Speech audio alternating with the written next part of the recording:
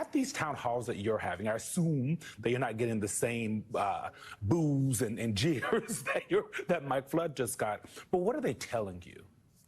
Especially folks who are Republicans and voted for some of these folks. Well, first, the first town hall you showed was Brian Stiles in Wisconsin, and of the 35 districts that the Democratic Congressional Campaign Committee is targeting, he was the only person to do a town hall. I think that tells you everything, right?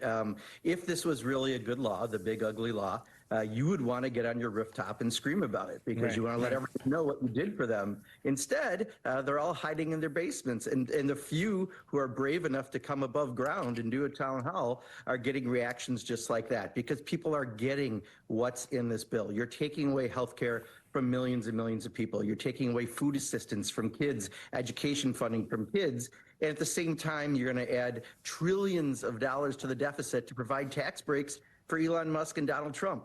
People, it doesn't pass the smell test. And if I was a Republican, I would probably be hiding in my basement as well.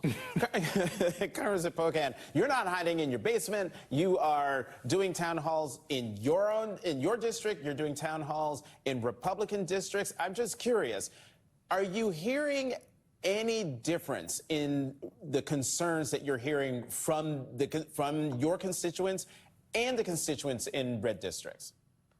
Yeah, so people are savvy in understanding that this bill is going to have negative ramifications for their family. So you heard the spin some of the Republicans are trying to say, but at the end of the day, most people are not probably watching Sunday morning news shows. They're worried about. How dare you, sir?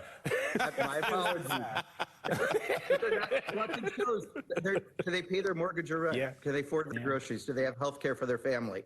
And you're actually attacking all those things with this bill. You have not lowered cost for Americans. You're taking away health care. And at the end of the day, all the money in this bill, trillions of dollars, goes to the very wealthiest people. The little tax cuts that help ordinary people account to about 5% of the bill, and they vanish at some point, and all the tax cuts for the wealthy are permanent. This bill says everything that the Republican Party thinks about the American people, and it isn't very much. And people are figuring that out. And I think that's, again, why town halls are just a really dangerous turf for Republicans to go to. People are not happy with them.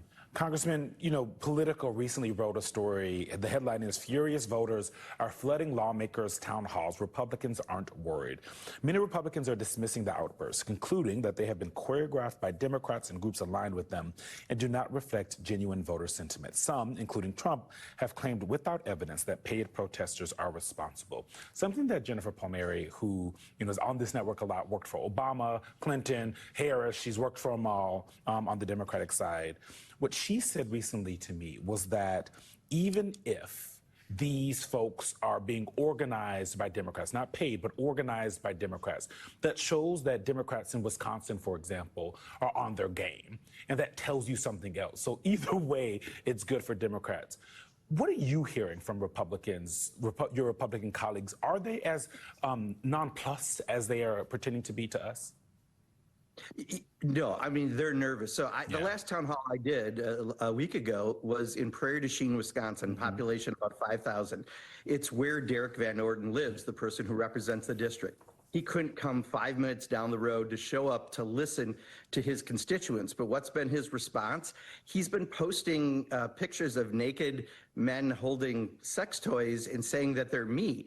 So I'm sorry, what? Yes, it is yes. That is the I assume it's not you.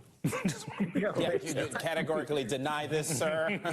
Yes, but that's how crazy the response is. How dare you come to my district and do a town hall? I'm going to punish you because Donald Trump punishes people. Why can't Republican reps? Well, Republican reps generally don't have the TV exposure Donald Trump does. So they look like your reaction, like they're scary freaks, right? And they are in responding like that. So either you listen to your constituents and you do your job, or you're going to do crazy stuff like Derek Van Orden. But at the end of the day, none of that makes you look good, and none of that makes you look more electable. Congressman Pocan, I would love to get your thoughts on what we've been seeing in Texas, state representatives, Democratic state representatives fleeing the state, the governor of California, Democrat, Gavin Newsom, saying, oh, Texas, if you're going to do that, then we're going to redistrict. All this says to me that Republicans are scared. Actually, the president is scared because he asked Texas to carve out 5 more seats. How concerned are you that the president, and with help from state Republicans, that they're going to steal the House majority in 2026? They're doing everything they can to find 10 seats minimum to try to counteract what's going to happen. I mean, this is a terribly unpopular bill. This is a midterm election. All of that should spell doom for the majority in the House of Representatives. We can't do anything other than the big ugly bill. The dysfunction is off the charts. So what they're going to do is change the rules. The way you change the rules is you go and redo redistricting in places like Texas that are pretty deep red as far as leadership-wise. So we'll see where that goes. The problem is I think, again, some Democratic states will look at doing this as well to try to counterbalance this. But people are smarter than Republican politicians think they are. They understand that this, again, if they were so proud of the bill, they would buy advertising about it. They would have town halls nonstop about it. People understand that. And if you aren't really proud of it, and then you find out you might lose your health care, or the neighbor kid may not get school lunch because of what they did, suddenly maybe that's not what you signed up for when you wanted to make sure you had a secure border, right? That's the messaging, I think, ultimately that's going to backfire for them. So yeah, they're going to try to change the rules. They understand they're underwater, but I don't think this is enough to stop the wave that's coming next year. Congressman Mark Pocan, thank you very much for coming to The Weekend.